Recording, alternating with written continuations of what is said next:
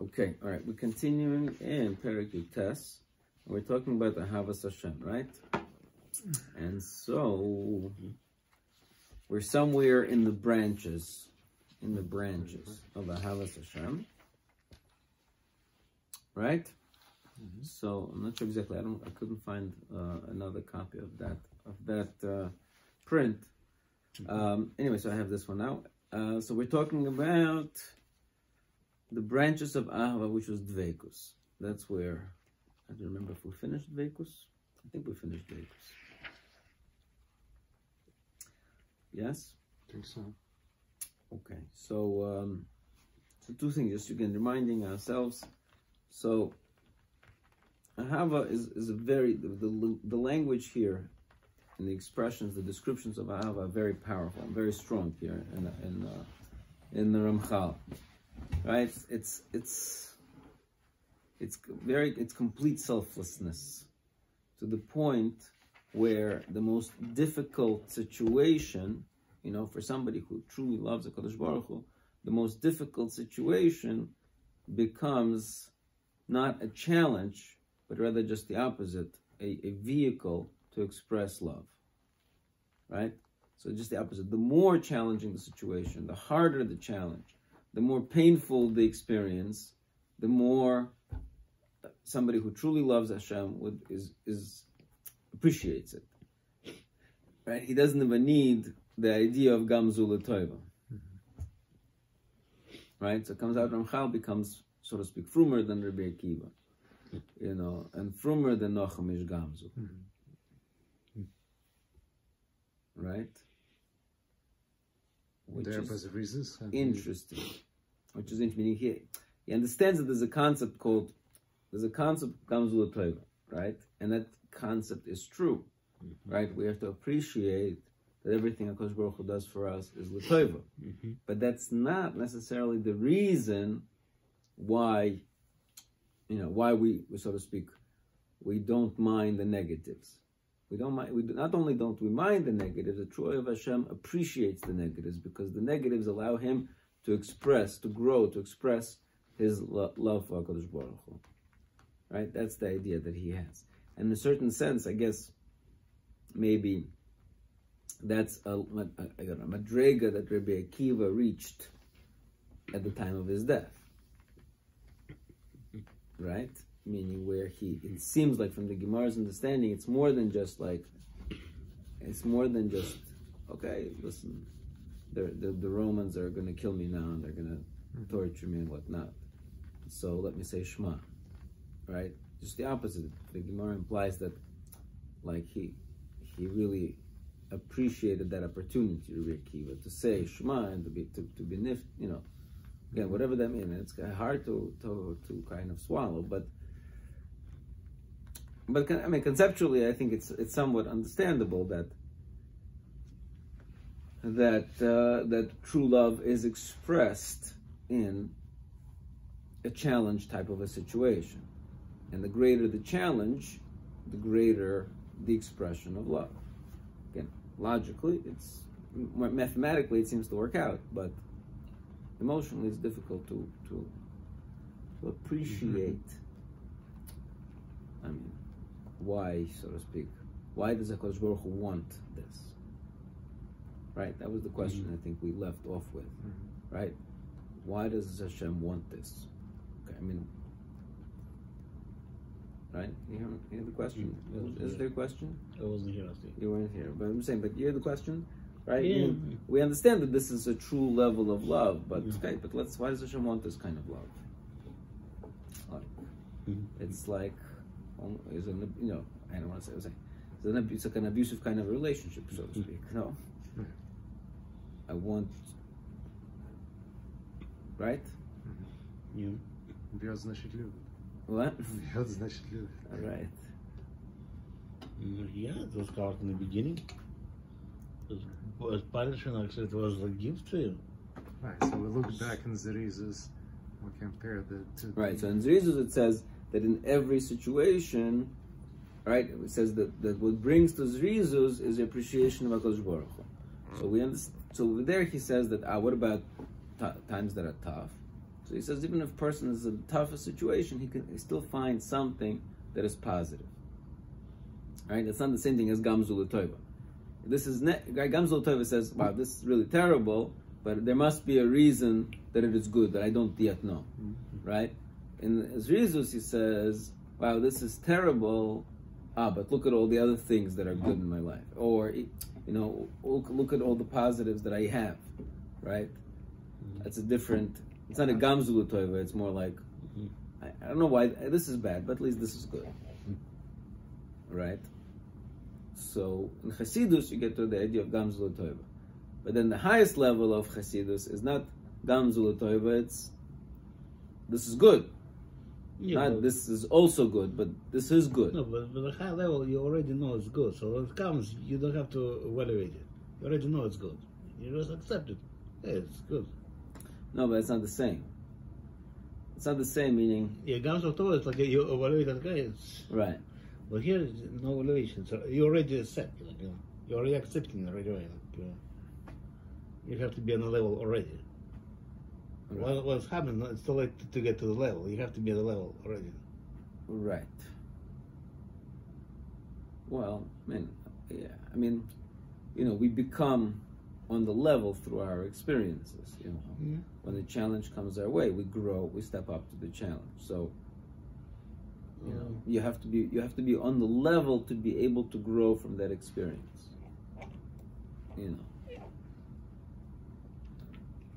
That's what I think. Okay. Anyways, okay. So let's. So that's a question. I mean, we phrased the question a little bit different last time. I said that.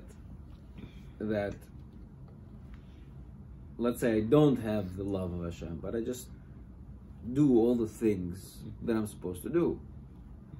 Isn't that also good enough? Meaning, I don't know. What's the difference if I do it out of love or out of Yiras Hashem, let's say? What's wrong? What's wrong with my, I have to do it, I do it. I know that there is nothing more important. HaKadosh Baruch created the whole world. He gave me these things to do, so I do it. Does it make a difference if I do it with passion and excitement? What? I went through it already. And? Yeah, up to somewhere, down somewhere. Same idea. HaShem Lishma, Lishma. Yeah. So it's the same. No, but over there was different. Over there the question was Lishma and Shlo Lishma, right?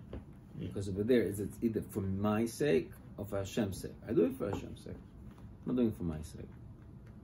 No, if it's our ear, it's for your sake. Why? You don't want to be punished, so you no, not that kind of. Why not that kind of year of punishment? No, I'm just saying I appreciate the fact that God is infinite and God is the creator, and this is the system that He set up. And I'm saying, what else is there to do? Go watch Super Bowl. I'm saying, what's there? So. The Super Bowl doesn't excite me anymore. Once I understand the picture, it just doesn't excite me anymore. So, Geschmack Toysfus, that I can understand. Let's say, right? So it doesn't mean that I necessarily love. Just realize that this is nothing else seems worth it. Nothing else seems. Anyway, so over here he says, in Derech Hashem, again, does it explain? I'm not sure. Right, in two places. We already saw this part when we talked about Yira, right? So over here he says, right. So first of all, it says over here the idea is that V'hinei shoyrish kol inyan ha'avoda, that the root of all avoda, of all service, heyaso odam poina tomid leboira, is that a person has to be constantly turned or leaning towards Hashem. Right? So v'hu sheyeda, and he should know v'yoven, understand shehu lo nivra l'liyos mizdabek b'boyrei, that he is created for the sole purpose of connecting and attaching himself to the Creator. V'lo yehusam b'zeh oilam l'liyos koyvesh yisro, so therefore he wasn't put into this world, but rather to subjugate his yetzer, u'meshabit atzmai l'boyrer b'koyach haseichel, and to kind of subjugate himself with his seichel. The opposite of the desire for the physical things. Okay, so that's the idea, right? And then he says, no, that's not the one. Sorry. What a person should strengthen in himself is the love and the fear to his creator. Right? So that's part of this is understanding, right? That part of this, the main kind of the first meaning. This is the main branch. The main branch of avoida is attaching yourself to God, right?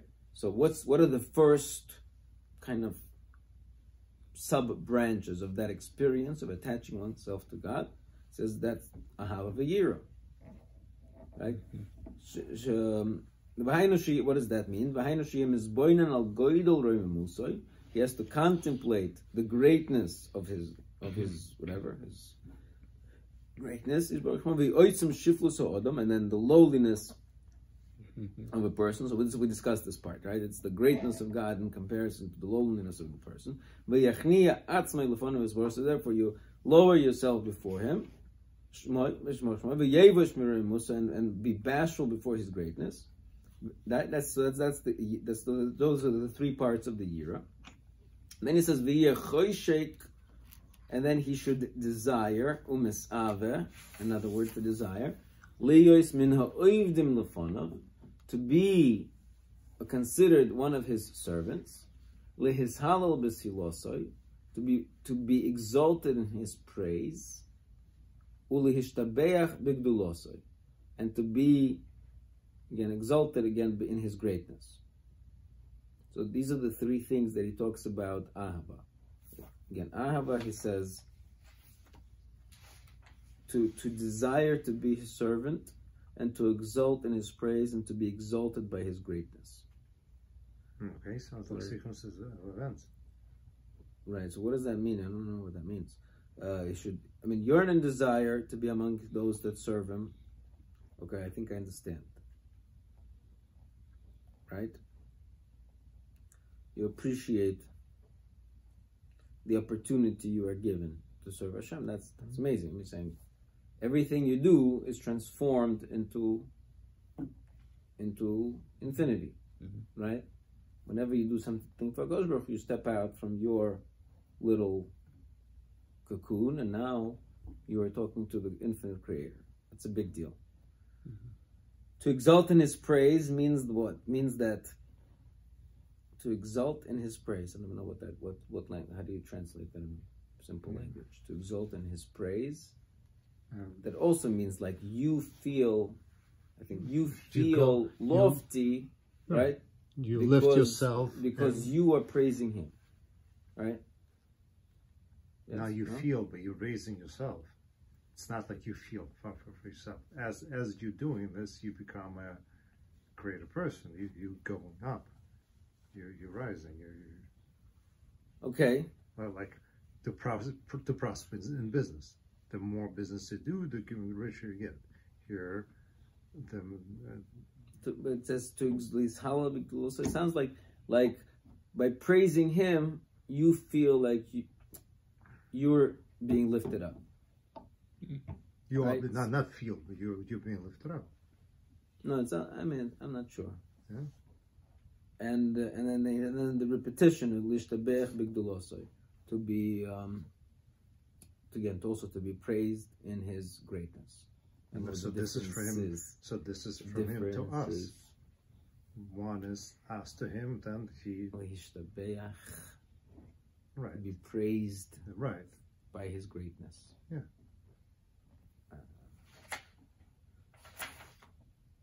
To be exalted by His greatness.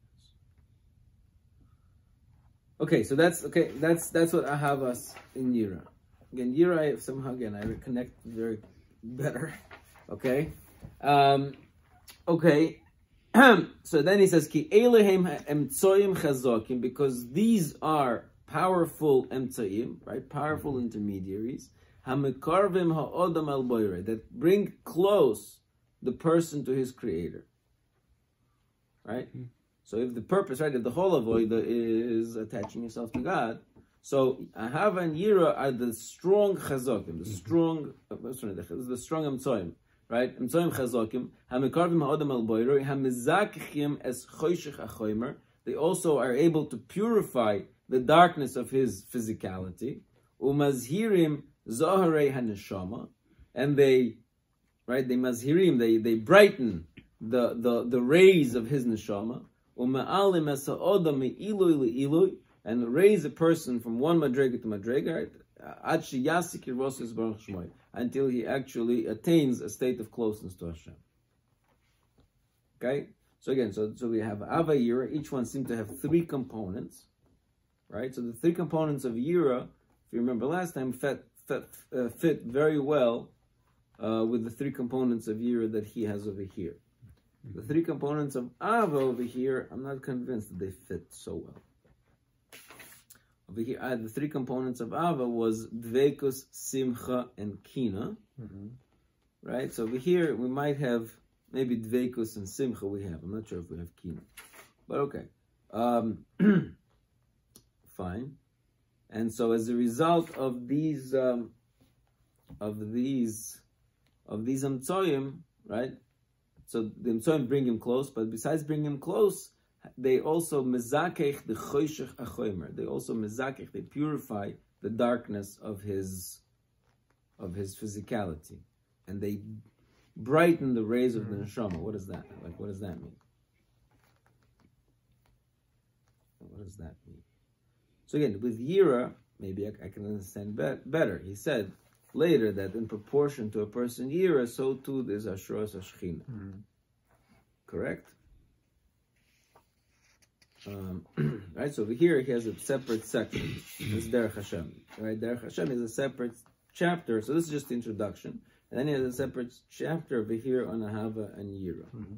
Right, so Yira, he understands, is very difficult to attain. Right, if you remember, he spoke out how it's difficult because it's not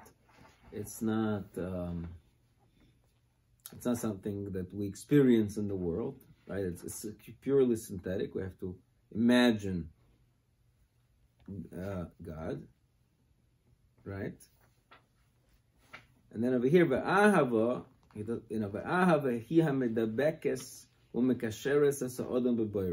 Ahava, it attaches and ties a knot between Hashem and the person. Okay, and strengthens his strength, beautifies his strength, whatever that, I don't know what that means.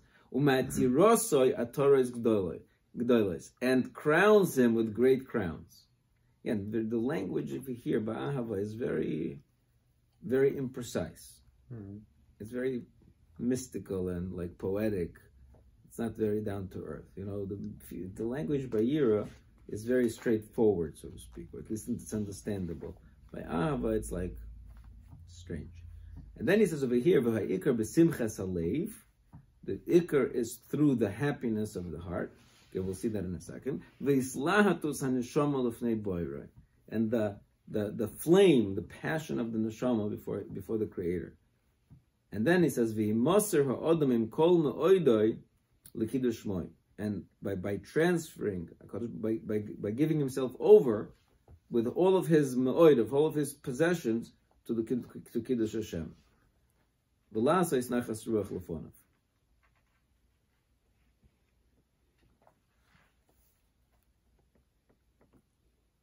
So,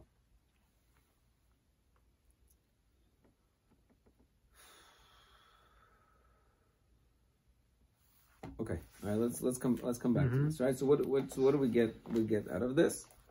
What do we get out of this?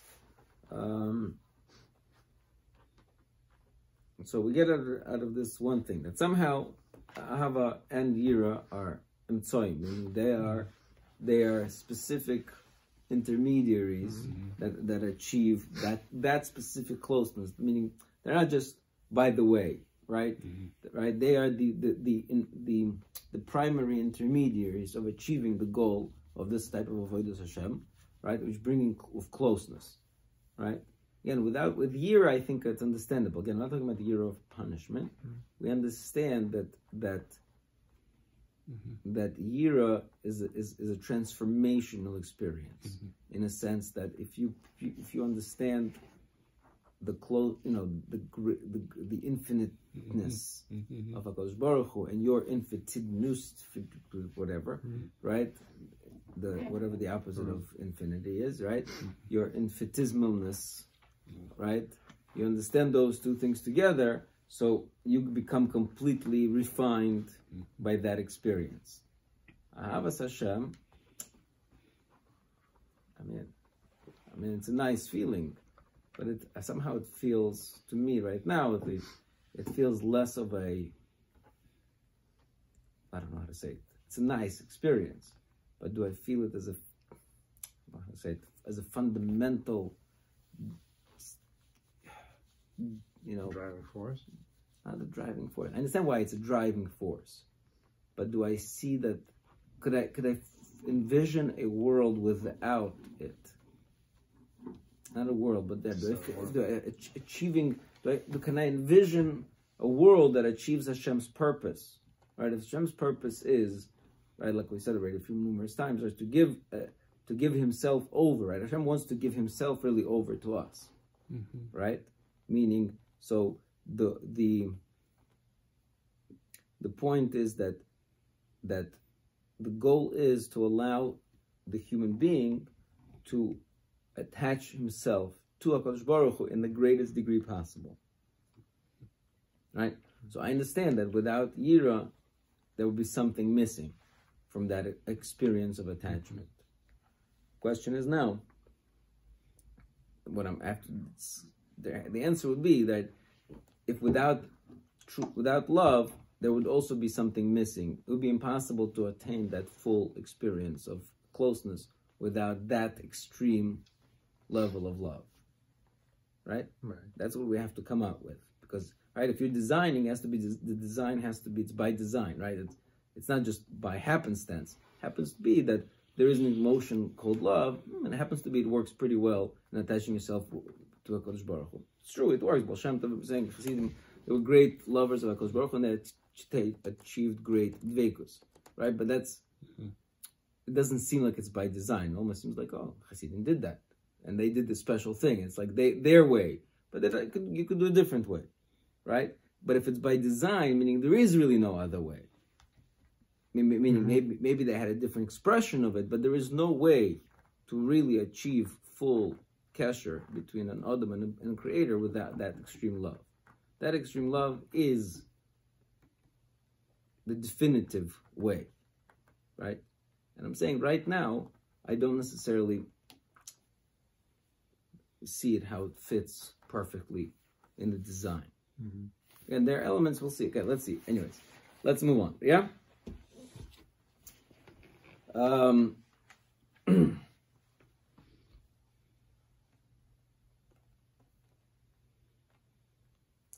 Okay. But anyways, what I'm saying is that the fact that he speaks about it in languages that are poetic, right? Oh, you're going to get great crowns. What are these things, right?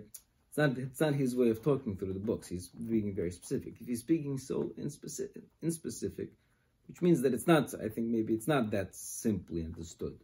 Meaning it's a little bit hard, meaning you have to be maybe on the madrega to fully appreciate what exactly love accomplishes. Or that level of love. It's not some basic level of love, we understand, but I'm talking about that kind of love where the biggest torture becomes your greatest enjoyment, so to speak. It's very hard to... Okay, all right, so that's that. So that was so fine. Now we just pointed out also last time that in different places he changes the order of the three branches of love, right? Of dveikus, simcha, and kina, right? And originally it was simcha, dveikus, and kina. Correct? Simcha, dveikus, and kina, right? When he introduced us originally to love, the order was simcha, dveikus, and kina. And when over here he actually goes to describe the the branches, he says dveikus, simcha, and kina. Right? And the answer is, Art School points this out also, but that dveikus is the ikr branch. In other words, it's almost synonymous with the idea of love, right? Love and attachment are two very similar things. The other things like simcha and kina, those are more like branches. Dveikus is a branch, but it's more like an essential branch. So that's why he goes through it first. Okay, fine. Let's move on. Now we're up to finally to simcha. Hasheni hu hasimcha. That's what we're up to. Hasheni hu hasimcha. V'hu ikar godol ba'avoida. And it's a great ikar godol ba'avoida. It's an essential element of avoida. V'hu mashu David mazir ve'oimer. This is what David the Melech warns, and he says, Ivdu es Hashem b'simcha, bo'u lefon of Bernon. Come to him with joyful song expression, right? So Ivdu es Hashem b'simcha. So you have to serve Hashem with simcha. Ve'oimer, and he says, v'tzadikim yismechu yaltzu lefnei Elokim ve'yasisu b'simcha. Again, tzadikim, they rejoice and they praise before Hashem. Ve'yasisu, and they have another b'simcha.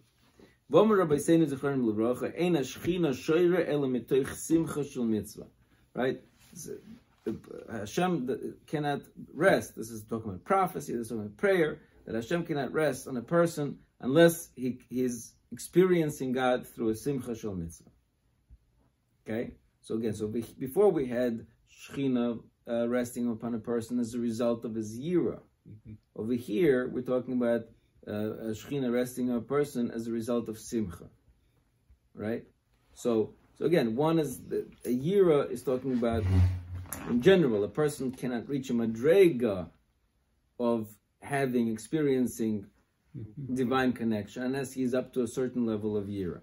This is talking about at this particular moment, even a person who's already on the madrega to connect with God on a high level, he cannot still have that connection because he's not in this particular state of mind, which is simcha shel mitzvah, right? Okay, so that's so again. So this is a particular state of mind. You have to have a simcha shel mitzvah. The other one is is a permanent state, right? So a permanent state of year versus a particular state of mind. Okay, and regarding the pasuk that we mentioned before, Yivdos Hashem b'simcha, Omer b'medrash. They said in the Medrash, Omer Rabbi Aibu, Kishitiya oimed le'espalu, when you're coming to pray before Hashem, right? Yalibcha sameach alecha, your heart should rejoice. She'atam espala le'lakim she'en keyotzibay, that you are praying to God, which there's no one like Him. Kizoisia simcha ha'amitis, because this is the true simcha. She'yaliboy shel odom always, a person's heart should then rejoice. That he has an opportunity to serve before the master that's no one like him. And to be oisik in his Torah, and his mitzvahs, which are the true perfection, and an eternal preciousness. Right? Again, so I just internalize this idea that the fact is, as soon as anything we do in this world, right, might be a great, wonderful thing, but everything we're doing in this world, it's a limit. It's limited. It's finite. It's finite. As soon as we do the smallest, most minute mitzvah, right, we're doing a divine act, right? Might not be, meaning you might not feel a divine act. I don't know, putting on tefillin. Well, nothing divine. All I'm doing is I'm putting some cords around my arm. There's nothing seemingly divine about that, right? Put some cords around my arm. How's that, right? But the fact is, because I'm doing it as a result of HaKadosh Baruch Hu's commandment, right? Therefore, I'm fulfilling His Ratzon Hashem. Therefore, I'm now doing what, I'm doing an act that HaKadosh Baruch Hu desires. In other words, I'm doing His avodah, so I'm in His domain, right? So therefore, anything I'm doing at that point becomes infinite, because it's not for me, it's not for this world, it's for HaKadosh Baruch Hu. And so since He's infinite, so anything that we do for Him becomes infinite. So that's when a person realizes that, Yes, you should have the most amazing simcha, because he has to appreciate that everything else is nothing compared to this act. Because this act is by definition outside of this world. As much as a person has an opportunity to transform realms and be completely right. So everything that a person does that's a mitzvah or again tefillah, Torah, it's automatically is a different experience. It's connecting to the divine. It's connecting to the divine, and that's why the simcha is an important element.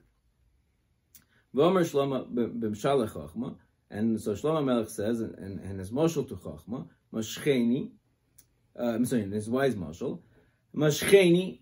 Right, this is Shir HaShirim, right? The beginning of Shir HaShirim, right, it's an expression of love between two people, right? And she says, Mashcheni, like, draw me in, acharecha, after you, narutza, or the other way, Mashcheni, I'm sorry, draw me in, acharecha narutza, after you I will run. V'haviyani HaMelech Chadarov, the king brought me to his inner chambers, Nagila v'nismecha bach. I will rejoice. We will rejoice in you. Right? Again, it's poetic, meaning it switches from first person to third person. So, but the point is that her lover, who's like the prince or the king, he brings her into his inner chambers, and she feels joy. Right? The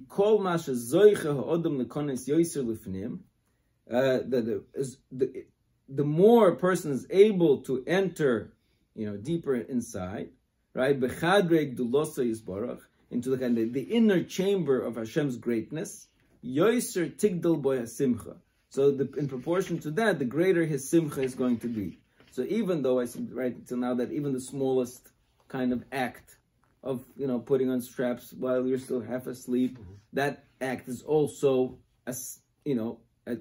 eternal, and therefore should also inspire simcha. But certainly, the more a person is revealed the inner workings of HaKadosh Baruch Hu, and the more he connects, right, and the more he does the mitzvah not sleepily and half consciously, but the more he does it fully consciously and with full appreciation, the more his joy should just burst forth.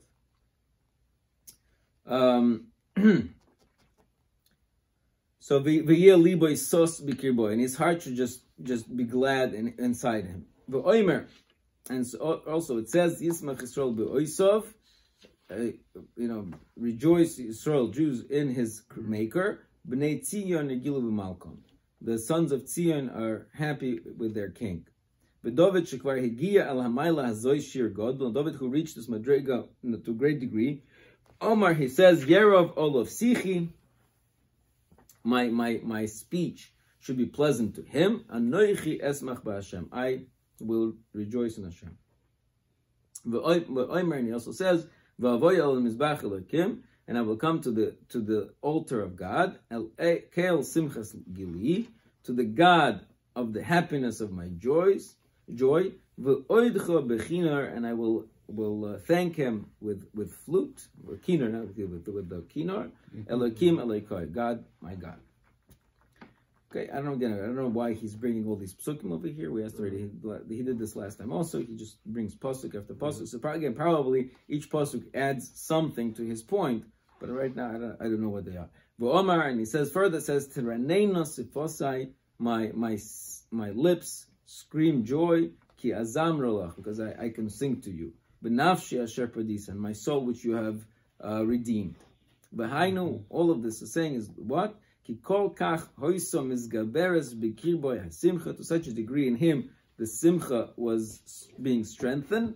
Shekvar hasfasayim hoyu misnanois, that the lips would move by themselves, me'aleihim, umiranois, and with praise, not praise, but I don't know how to say it, miranois, but scream praise, be'yoisa oisig b'tiloisa v'zbarach, when he would be involved in the praising of HaKadosh Baruch Hu.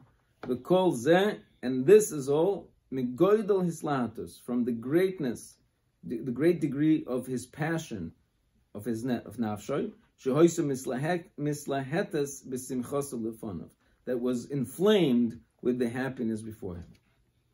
Right? So it sounds like the simcha. So it sounds like the simcha is more like a symptom, right? A simcha is like a symptom. If a person has simcha, right? If it brings me joy to praise you, what does that say? That says that there has to be an underlying strong level of love, right? So the simcha is a symptom to love, right? It's an expression. It's an expression of love. Consequence? What? Consequence. It's a consequence, right? It's a consequence of love, right? It's a consequence of love. It's a consequence of love. Okay. Hu mashasayim v'nafshi asher padisa, and my soul which you have redeemed. What does that mean? Yeah. What does that mean? What is the connection? Meaning, I'm not even sure what that means.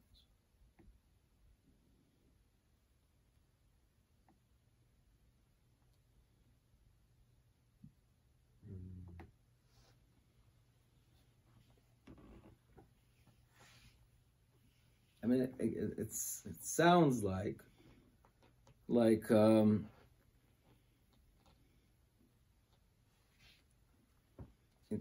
sounds because his nefesh was so connected to HaKadosh Baruch Hu, and so therefore was so inflamed with the love.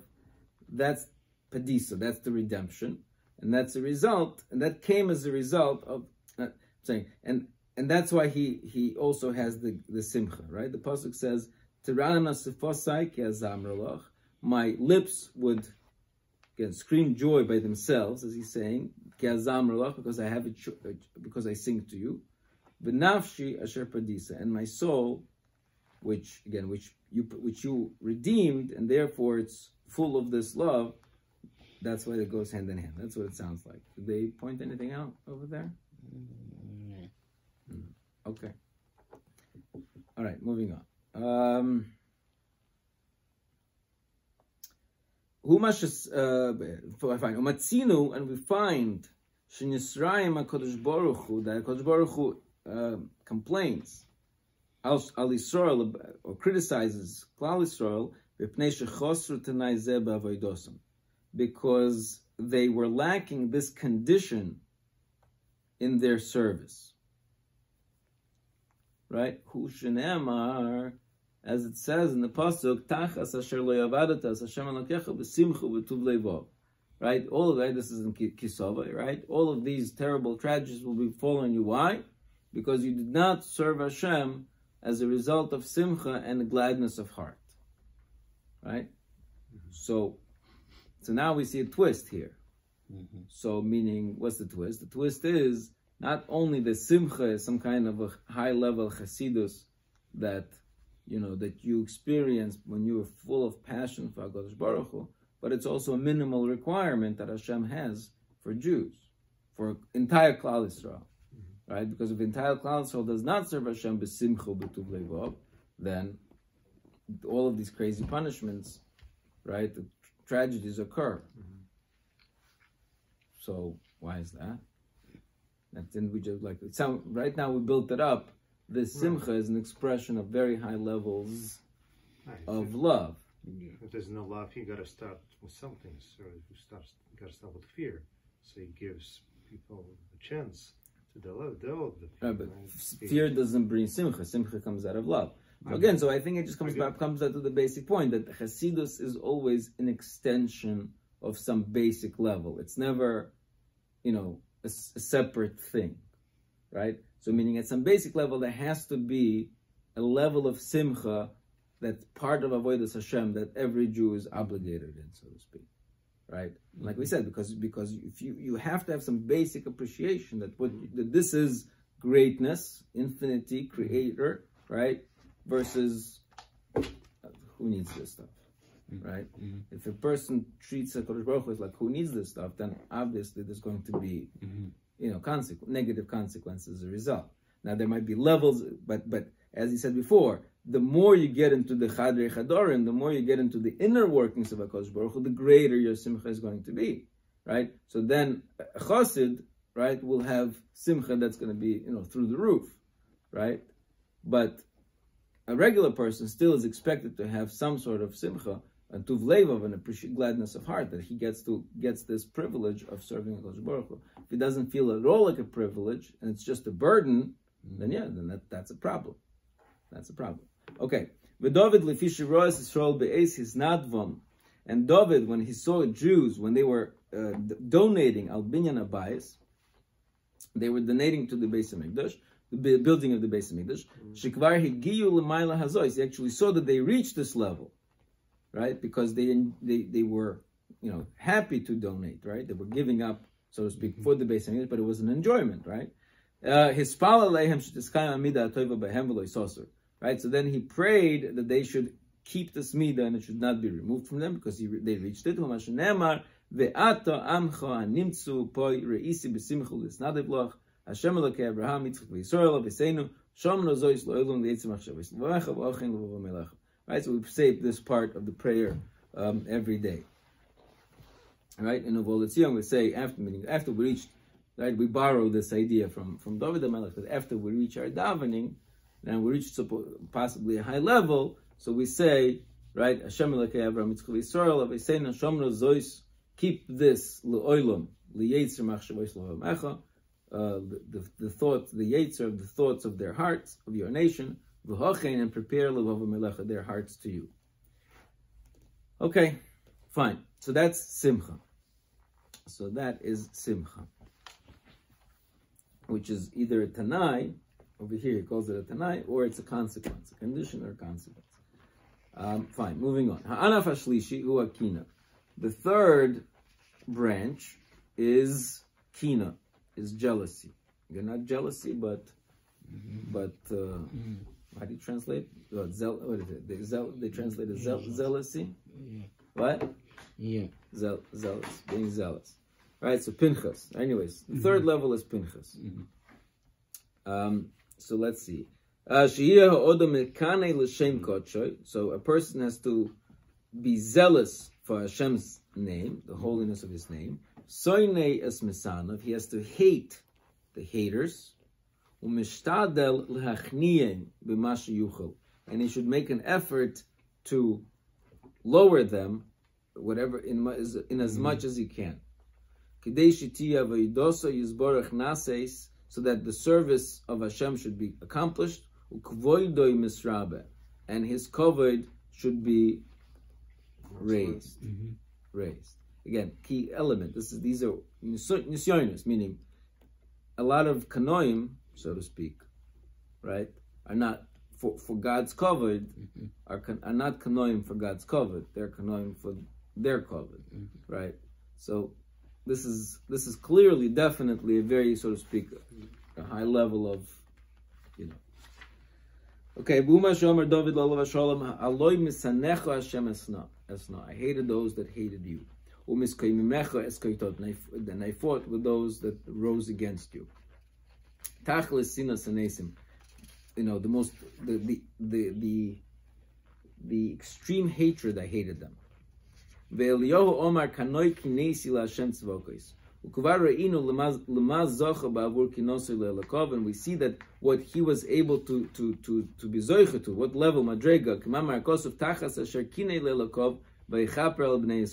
right? We see that Pinchas, who reached this level of kina, he received this incredible bracha of bris shalom, etc. Right, all of this kina as a result of kina. And our sages they raised this idea,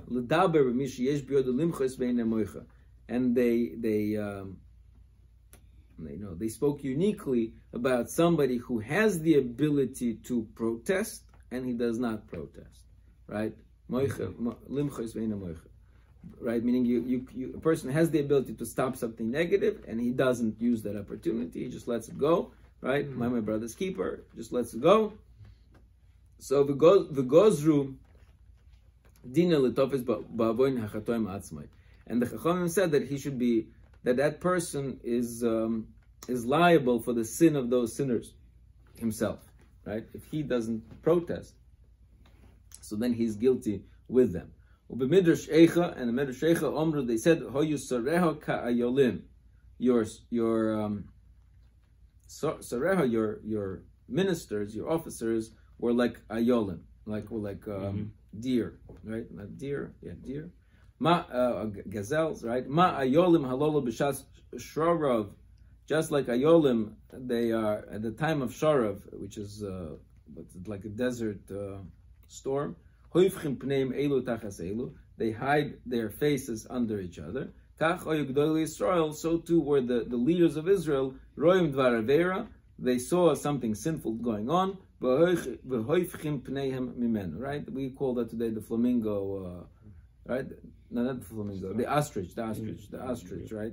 You fine. Omer lehem HaKadosh Baruch Hu, tovei hashov v'ani asalem kan. When the time comes, I will do the same to them, meaning something bad will happen to them and I will turn away from them. V'zeh poshut, and he says that's simple. That somebody who loves his friend, he cannot tolerate that somebody will be beating up his friend, or be embarrassing him. Right? He can't just sit idly by if somebody does something negative to somebody, a friend that he loves. No question that he will run to help. He'll go out of his way to help. So therefore, similarly, somebody who loves Hashem, he's not going to tolerate and see they're going to cause chilul Hashem. They will transgress his mitzvahs. Shlomo Melech says,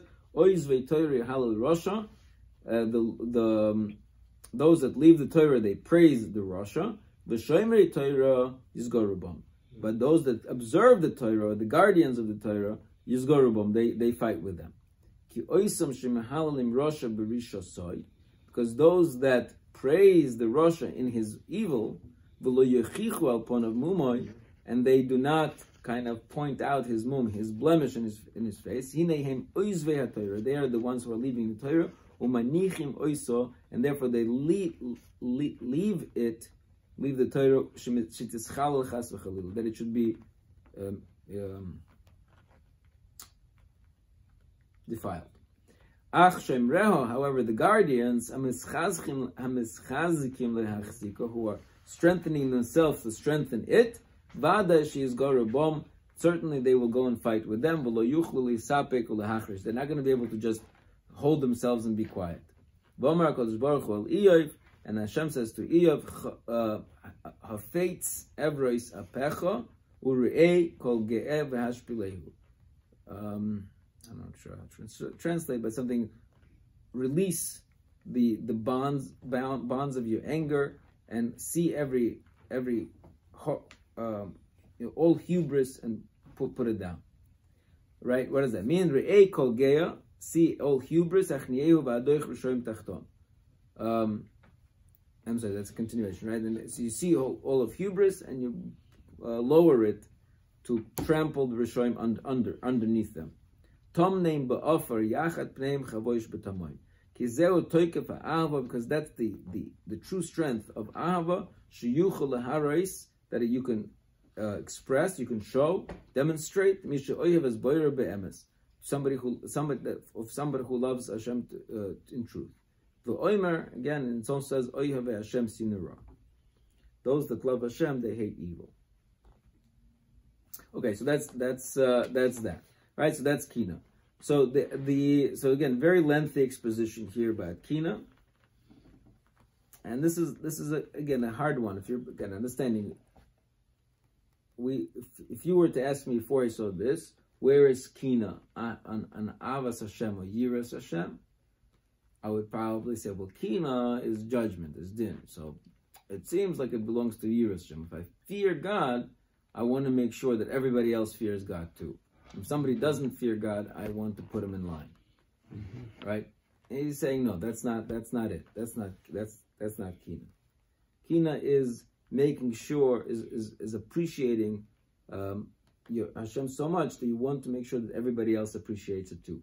So it's the same idea of Kiruf, that Avram Oyhavi, Avram was, right, somebody who loves me, and he went out of his way to be mekarev people, so too this person is also trying to be mekarev people. Just there's certain Rishonim that we're not going to be mekarev, right? But the goal is not to go and bump them over the head. The goal is to raise the koved to utmost degree.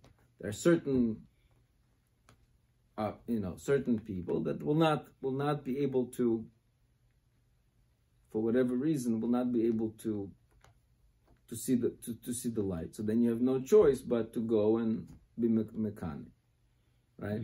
You have no choice but to be mekane. So then again, it has to be likvoida. This is where so the question is a famous question: does religion breed?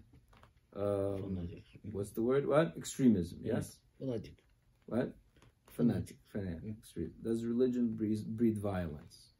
Does religion breed violence? So I would say no. What do I mean by that? We're reading about violence over here. So, humans, meaning this is an inevitable violence. It's extreme. It definitely, when religion breeds violence, it could breed extreme violence. Let's put it that way. But I'm not sure if I'm saying anything.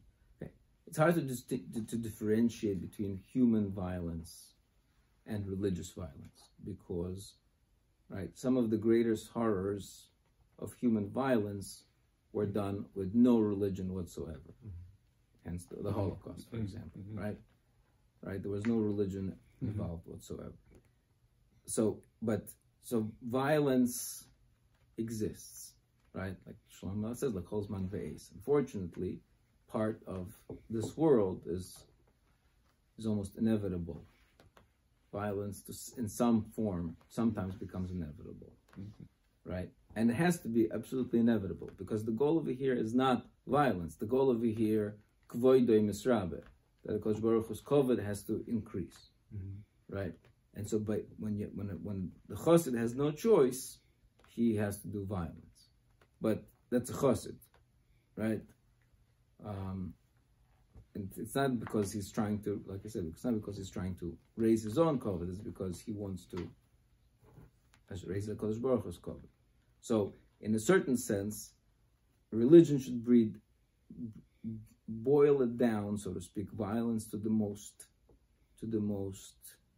minimal level possible, right? Not that it should not breed violence. The problem is that once you recognize a certain level of legitimate violence, that what happens is that a lot of illegitimate people start using it as a license for a lot of illegitimate violence under the banner of legitimate violence. And that happens in everything. But again, it's nothing to do with religion. Humans have a tendency, when they are given a certain license, to abuse that license. Like we see with cops, right? They are given a license to violence. By definition, so almost by definition, there will be abuse of that power, right? Because not everybody can perfectly say, a cop, I'm meditating on Lishma, I use only violence in the most, precise measurement possible. Never, like we have this commandment, right? We have a commandment by 39 lashes, right? 39 and not one more. And if it's one more, then it's right? It's terrible, right? But because why does the Torah specifically at that moment provide that commandment of 39, and not more, right? Right? Kedei rishosai, only according to his rishon, to his evil, right? Or otherwise, don't hit, because it says kedei rishosai to hit your brother, because because as soon as he got his measurement, so to speak, of the violence that he deserved, right? Anything slightly over that is you're just hitting your brother, Right, you're ready.